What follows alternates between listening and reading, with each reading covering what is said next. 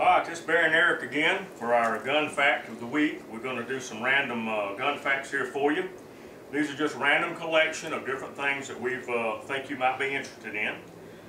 First, we're going to show you the differences in the two top selling shotguns in the country. We've got a Remington 870 and we've got a Mossberg 500 series here. This is a 590 civilian model, an 870 police model, and this is the economy model 88 Mossberg. There's major differences in both guns, but both are the most popular selling guns in the country. Wonderful home defense weapons.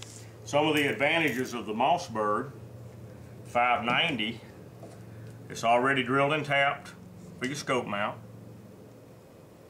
This one just happens to have a speed feed stock on it that stores 4 shells in the stock, 2 in each side. Has a heat shield, 9-shot capacity. Bayonet lug. Right, this holds 9 shells, takes an M16 bayonet. Now the 590A1 is a military version of this gun, and on this, the trigger guard is all cast metal. It's not polymer like the civilian model. And the barrel is heavier. Now the 870 was a standard for many, many years. It has some weaknesses though. If you ever break your ejector in an 870, you have to send it to the factory to have it replaced. That being, these rivets hold it in. Now, if Eric can get a shot of this in the proper light, you can see the back side of the 2 rivets. The discoloration there, the 2 spots,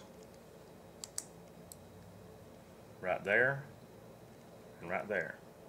Those have to be drilled out and replaced at the factory. So if you break your ejector in an 870, you're going to have to send it back to Remington.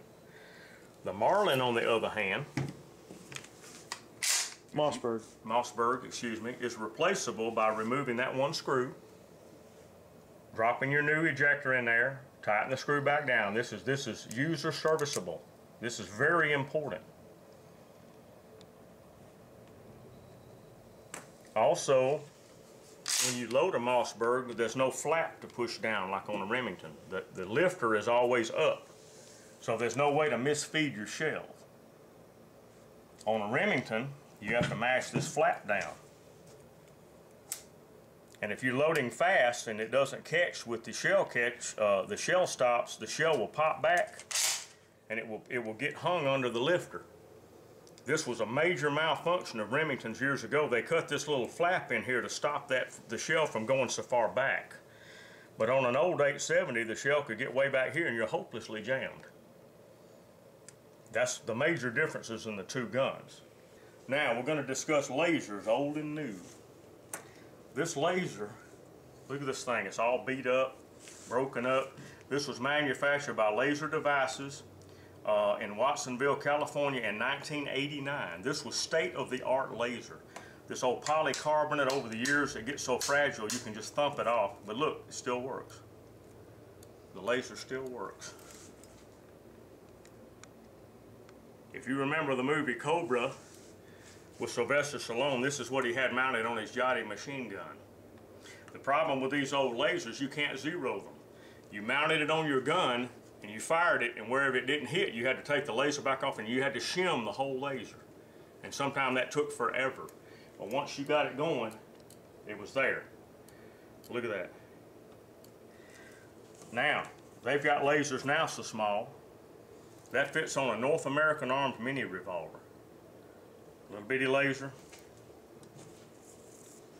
It's got basically the same thing.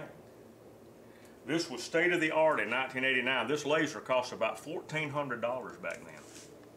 Now you can buy a laser for $100 this small. That's the difference in the old and new. Of course, there's a million different lasers in between. We've had a lot of people talking about this Federal Guard dog. This is a full metal jacket expanding round. It feeds like a ball, but when it hits something, it splatters out to 3/4 of an inch.